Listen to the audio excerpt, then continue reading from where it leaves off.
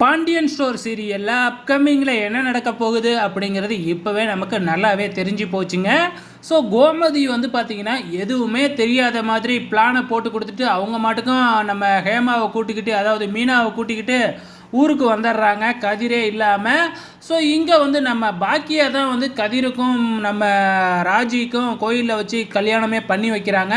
பண்ணி வைக்கிறது மட்டும் இல்லாமல் அவங்களே வந்து ஊர்லேயும் கொண்டு வந்து விடுறாங்க.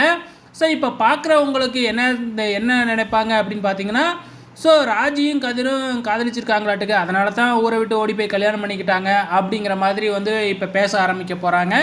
ஸோ இதனால் ராஜி மேலே இருக்கிற கெட்ட பேரும் போயிடும். அதே டைமில் கோமதி அவங்க அண்ணன் குடும்பமும் வந்து பார்த்திங்கன்னா கெட்ட பேரில் இருந்து தப்பிச்சிடும். ஸோ இதுதான் வந்து கோமதியோட பிளானு.